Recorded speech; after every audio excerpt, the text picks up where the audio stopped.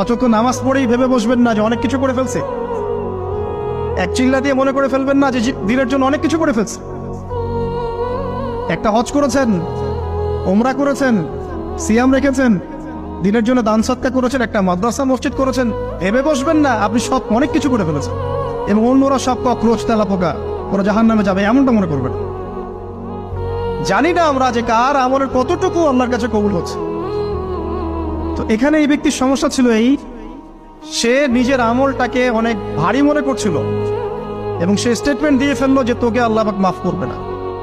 এই একটা কথা মন থেকে বলার কারণে তার ইহকাল পরকাল দুটা বরবাদ হয়ে গেল, সে জাহান্নামে চলে গেল। ঠিক আরেক ব্যক্তির ঘটনা আছে এমন, এগুলো সবগুলো রেফারেন্স আছে। এক ব্যক্তি প্রচুর ইবাদত করত, আল্লাহ পাক তার ইবাদত করার জন্যে পাহাড়ের চূড়ায় একটা সুন্দর ব্যবস্থাও করে দিয়েছিলেন। সেখানে ডালিম গাছ হতো, ঝর্ণা আসতো, খাবারের কোনো অভাব নাই। হাদিসে এসেছে 500 বছর সে ইবাদত করেছে। কত বছর? কিয়ামতের মাঠে এই ব্যক্তির অবস্থা এমন হবে, তাকে জান্নাতে প্রবেশ করানোর জন্য নিয়ে যেতে বলা হবে যাও আমার রহমতে জান্নাতে চলে যাও। আল্লাহ পাক তাকে এই কথাটা বলবেন, কিন্তু এই ব্যক্তি বলবে আমার আমলের কারণে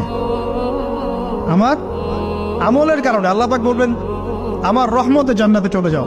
ব্যক্তি বলবে আমার আমলের কারণে। আল্লাহ রাব্বুল আলামিন তখন তাকে দেওয়া সমস্ত নেয়ামতগুলোকে এক পাল্লায় করবেন আর তার সমস্ত আমলকে আরেক পাল্লায় করবেন। তারপর দেখা যাবে আল্লাহর সমস্ত নেয়ামত তার একটা চোখের সমান হয় নাই। কথা কি বুঝতে পারছেন? একটা চোখের যে নেয়ামত আল্লাহ পাকের, সমস্ত আমল ও 500 বছরের ইবাদত এতটুকু হয়নি। তারপর তাকে বলা হবে ওকে জাহান্নামে নিয়ে যাও। এবার জাহান্নামে যাওয়ার সময় সে বলবে আল্লাহ তোমার রহমতে আমাকে মাফ করে দাও। তখন আল্লাহ পাক তাকে আবার ডেকে নিয়ে আসবে, বলবেন যে তোমাকে যে আমি ইবাদত করার জায়গা করে দিয়েছিলাম, এটা কি তুমি নিজে করেছো না আমি করেছি? সে বলবে আপনি করেছেন। তোমাকে যে আমি সৃষ্টি করেছিলাম তখন কি তুমি কোন আমল করেছিলে? বলবে না। তাহলে তোমাকে যে সৃষ্টি করেছি আমি, এটা কি তোমার আমলের কারণে? না। তোমাকে সারা দুনিয়াতে এত নেয়ামত দিয়েছি, এটা কি তোমার আমলের কারণে? সে বলবে না। তখন তাকে জান্নাতে প্রবেশ করানো হবে। কিয়ামতের মাঠে এমন অনেক ঘটনা ঘটবে যেটা আমাদের চিন্তার বাইরে। আরেকজন ব্যক্তিকে ডেকে আনা হবে,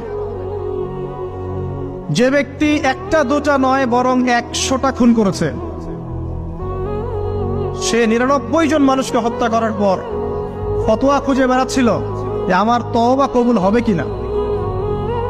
একজন আবেদের কাছে গিয়েছে। আবেদ আর আলেম কিন্তু এক জিনিস না।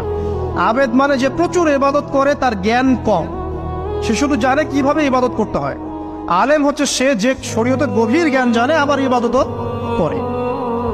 আবার যারা জ্ঞান আছে আমল নাই, সেও কিন্তু প্রকৃত আলেম না। প্রচুর জ্ঞান আছে কিন্তু জ্ঞান অনুযায়ী আমল করে না, সেও কিন্তু প্রকৃত আলেম নন। এবার আসেন, তো এই আবেদের কাছে গিয়ে সে বলছে আমার কি ক্ষমা হবে? আমি 99টা খুন করেছি। সে বলল তোমার আবার ক্ষমা?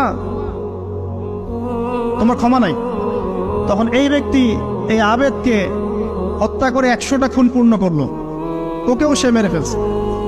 আমার ক্ষমাই হবে না তো তোর বেঁচে থাকার কি দরকার, তুইও মর।